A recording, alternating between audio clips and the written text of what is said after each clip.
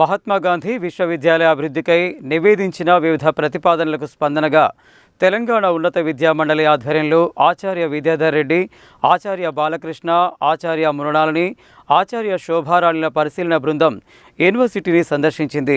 University పంపిన ప్రతిపాదనలను, సదుపాయాల్ని ప్రత్యక్షంగా పరిశీలించింది. యూనివర్సిటీకి వచ్చిన పరిశీలన బృందానికి సమావేశ మందిరంలో ఉపకులపతి ఆచార్య కాజా అల్తాఫ్ హుసేన్ విశ్వవిద్యాలయ స్థితిగతులు మరియు ప్రభుత్వానికి నివేదించిన అభివృద్ధి ప్రతిపాదనల్ని పవర్ పాయింట్ ప్రజెంటేషన్ ద్వారా వివరించారు. రాబోయే విద్యా సంవత్సరం నుండి LLB, LLM, BEd, MEd, BPEd, MPEd, MA governance and public policy, MA development studies, B Pharmacy కోర్సులను ప్రవేశపెట్టనున్నట్లు, అందుకు తగిన అధ్యాపక పోస్టులు మరియు కళాశాల భవనాలకు ప్రతిపాదనలు ప్రభుత్వానికి అందించినట్లు తెలిపారు. నల్గొండ జిల్లా నిరుద్యోగ యువతకు సహాయకారిగా నైపుణ్యాభివృద్ధి సంస్థ ఏర్పాటుకు మరియు సెల్ఫ్ ఫైనాన్స్ కోర్సులను రెగ్యులర్ బడ్జెట్ కోర్సులుగా మార్పునకు ప్రతిపాదనలు అందించినట్లు వివరించారు.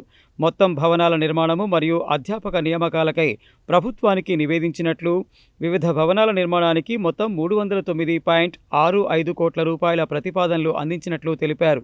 విశ్వవిద్యాలయ ప్రతిపాదనలను ప్రత్యక్షంగా పరిశీలించేందుకు ఇన్స్పెక్షన్ కమిటీ ఆచార్య విద్యాధర్ రెడ్డి నేతృత్వంలో విశ్వవిద్యాలయాన్ని సందర్శించి వారి ప్రతిపాదనల్ని కూలంకషంగా పరిశీలించి అందుబాటులో ఉన్న సదుపాయాలను ప్రత్యక్షంగా పరిశీలించి నివేదికను రూపొందించారు.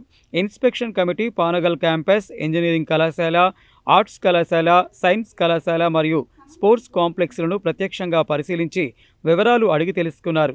గోప్యంగా రూపొందించిన ఈ నివేదికను ఈ ఇన్స్పెక్షన్ కమిటీ ప్రభుత్వానికి, ఉన్నత విద్యా మండలికి సమర్పించనున్నారు.